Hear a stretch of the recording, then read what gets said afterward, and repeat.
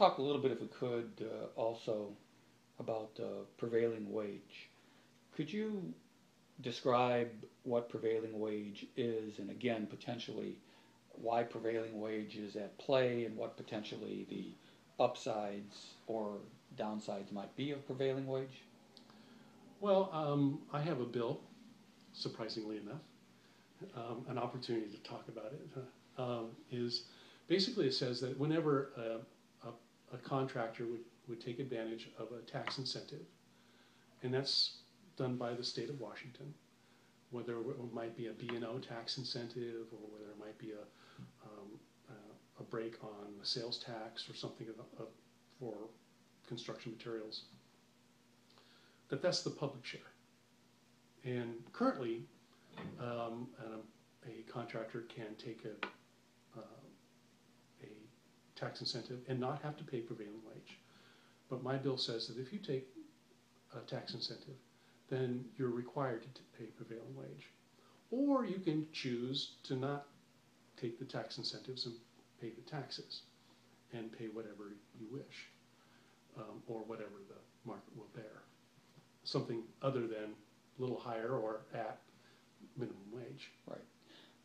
But in terms of the more general understanding of prevailing wage, which is if you are building a public project with public money, you must pay prevailing wage.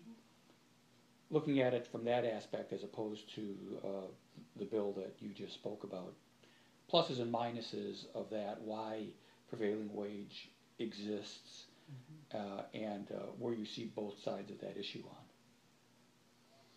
Well, I guess I'm always in favor of paying workers more.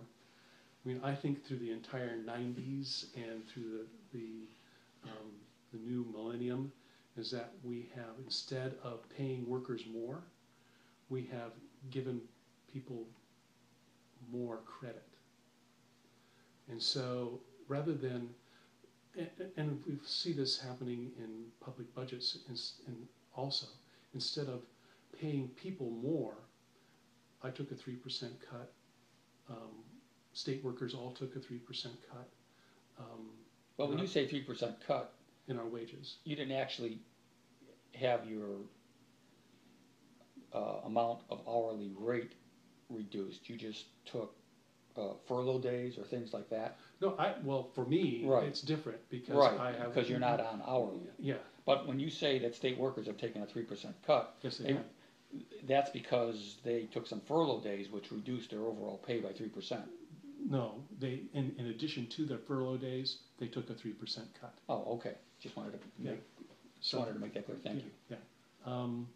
So, I guess when push comes to shove, I'm always willing to pay people more.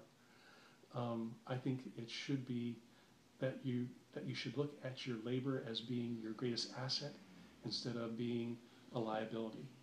And I think over the last 20 years, the business model is to look at labor as being a liability instead of an asset. And I guess I don't agree with that. Okay. But it is also fair to say that when we're talking about prevailing wage, we're also talking about when you pay, as you just said, people more based on prevailing wage. We agree that prevailing wage drives the cost up. Sure it does. But you would also concede that that means by paying the prevailing wage, that's more money that taxpayers have to pay for that particular project. That's correct. And you're okay with that? I'm okay with that. Okay. Because I think that everybody chipping in gets a better product at the end, has more money put back into their economy, secondly. Okay, good.